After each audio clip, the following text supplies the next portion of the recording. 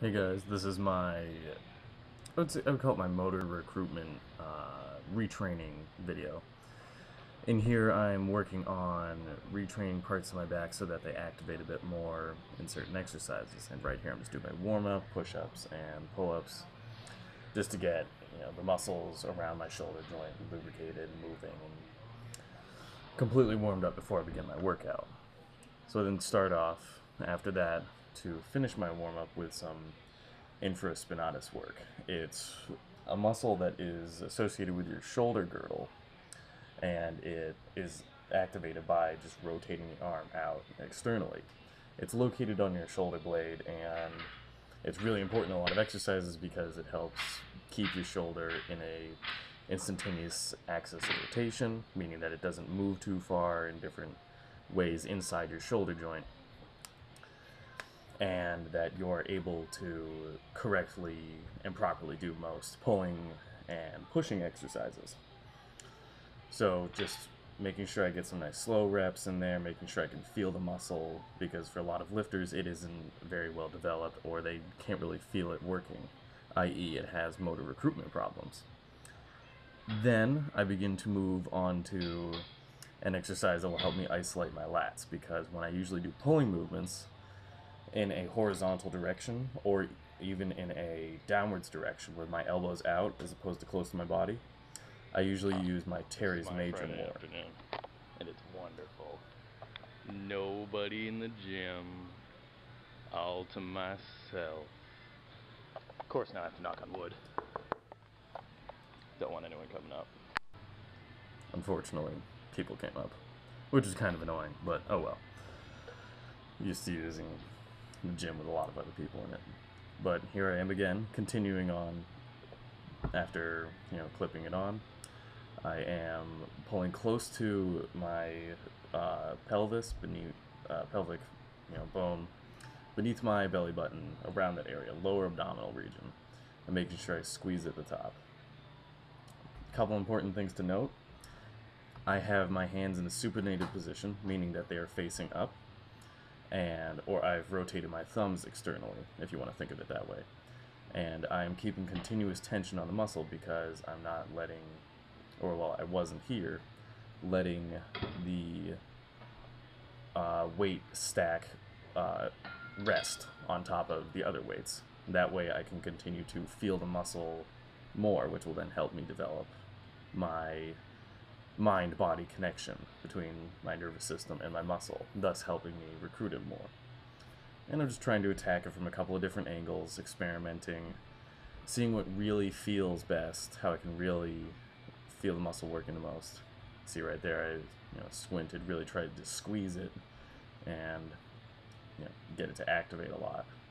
Again, switching positions, sticking that big butt out. And continuing to go at it. And then I switch over to some unilateral work here, where I try and pull back and squeeze to the side, since the lats are connected to your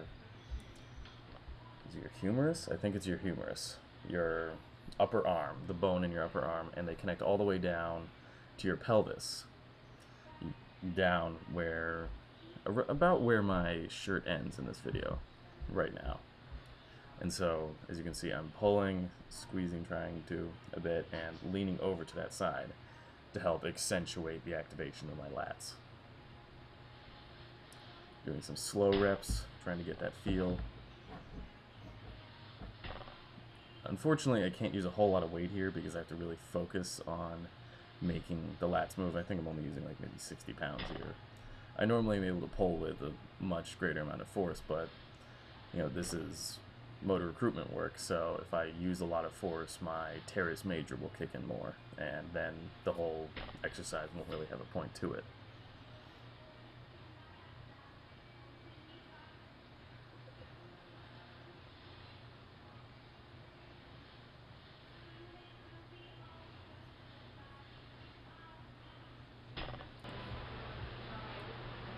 And here's something that I find kind of funny about people who are in the gym. Like me, I hate having inefficient workouts. Like this guy over here on the bench.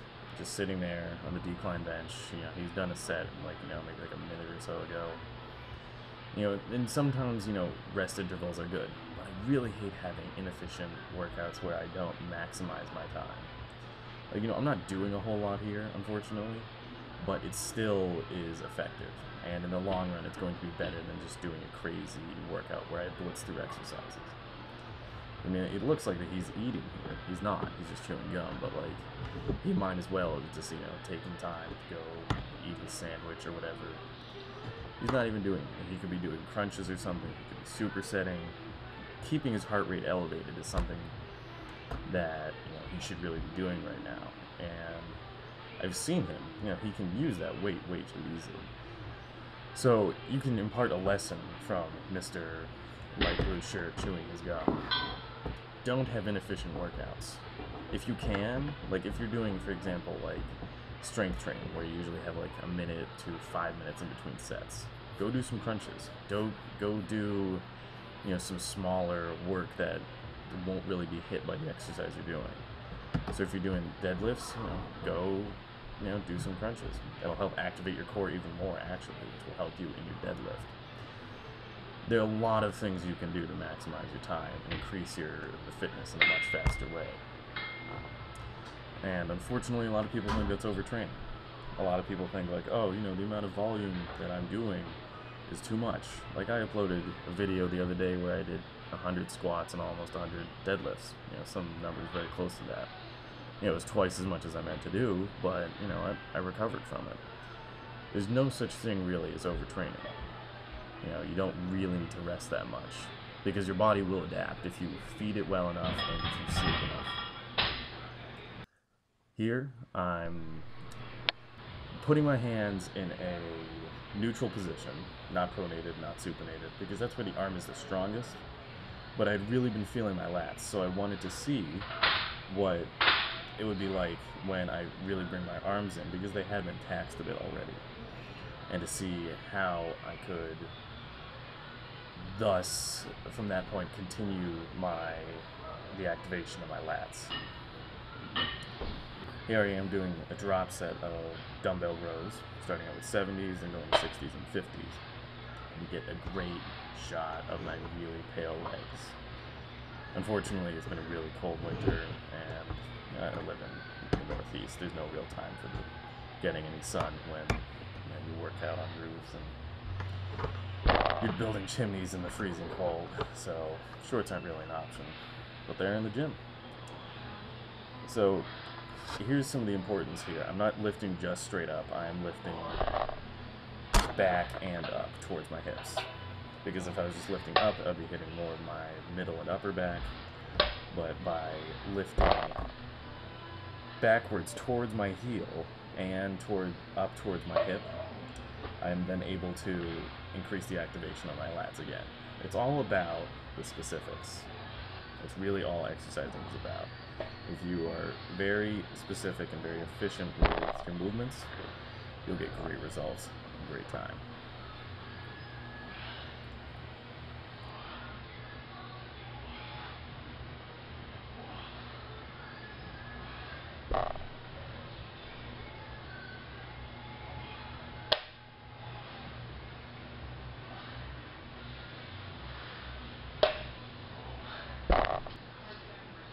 Now here I'm beginning to move on to some other parts of my back that don't activate as well, such as my lower trapezius muscles. You know, everyone knows your traps are the muscle that sit right beside your neck when you look in the mirror, and, you know, give you a nice slanted look from your neck down to your shoulders. But unfortunately, and for me as well, a lot of people have a problem where their upper trapezius muscles are far too strong in relation to their lower ones, which basically bring the bottom of your shoulder blades together.